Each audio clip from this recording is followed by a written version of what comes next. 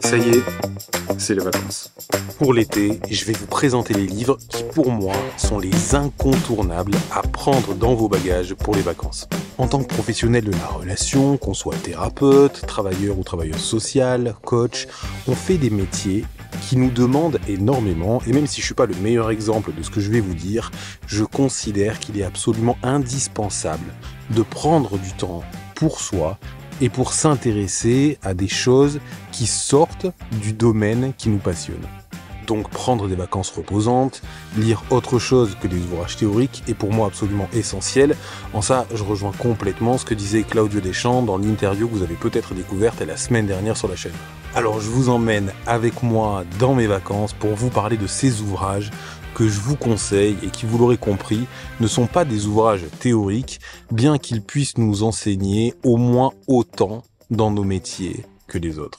Alors pour le premier, il s'agit d'un véritable coup de cœur, un bonbon, c'est une pépite, il s'agit de En attendant Bojangles de Olivier Bourdeau. C'est une histoire incroyable et bouleversante d'une famille en relation avec la folie dans tout ce qu'elle a de plus sombre et de plus lumineux. Ce roman, c'est une grande bouffée d'air frais. On rit, on pleure, on s'émeut, on est touché en plein cœur par certaines fulgurances stylistiques et toute la poésie de la vie est condensée dans un tout petit ouvrage. Vous allez dévorer en quelques heures seulement. On en ressort les yeux embués avec la sensation d'avoir touché quelque chose de vrai et de pur. Il y a un passage du livre notamment qui illustre parfaitement l'externalisation, un processus cher à l'approche narrative en psychothérapie, et je vous le lis. Le problème avec le nouvel état de maman, c'est qu'il n'avait pas d'agenda, pas d'heure fixe. Il ne prenait pas rendez-vous. Il débarquait comme ça, comme un goujat. Il attendait patiemment qu'on ait oublié, repris notre vie d'avant, et se présentait sans frapper, sans sonner, le matin, le soir, pendant le dîner, après une douche, au milieu d'une promenade. Dans ce cas-là, nous ne savions jamais quoi faire et comment le faire. Pourtant, au bout d'un moment, nous aurions dû avoir l'habitude. Après les accidents, il y a des manuels qui expliquent les premiers soins, ceux qui sauvent. Mais là, il n'existait rien. On ne s'habitue jamais aux choses comme ça. J'en profite d'ailleurs pour vous rappeler que si vous vous intéressez à la thérapie narrative, on a fait une formation en ligne sur les bases de cette approche avec Charlie Crétenon. Donc je vous mets le lien dans la description. D'ailleurs, il reste encore 48 heures pour bénéficier du prix de lancement si ça vous intéresse. Ensuite, le deuxième ouvrage que j'ai envie de vous conseiller, c'est un ouvrage qui s'appelle Triste Tigre de Neige Sino. Alors là, il s'agit d'un ouvrage absolument poignant qui explore les conséquences des violences sexuelles sur la vie d'une jeune femme, à travers une écriture intime. Neige Sino nous emmène dans les méandres de la complexité du monde, de ce que l'homme peut avoir de plus torturé. En fait, elle a été abusée sexuellement par son beau-père pendant des années dans son enfance. L'écriture est fulgurante, vive, acérée. On se retrouve pris dans une certaine forme de fascination à mesure qu'on tourne les pages avec un mélange de malaise et de curiosité morbide.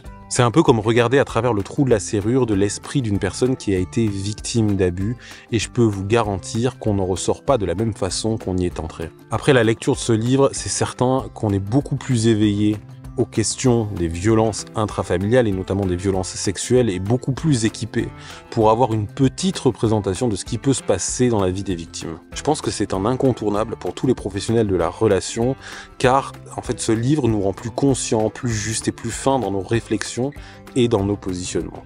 Ensuite, un autre ouvrage que j'adore, alors là je ne l'ai pas pris en format physique et je l'ai pris en format Kindle parce que là-dedans, dans ce petit appareil, je peux avoir des milliers de livres qui me suivent pendant les vacances.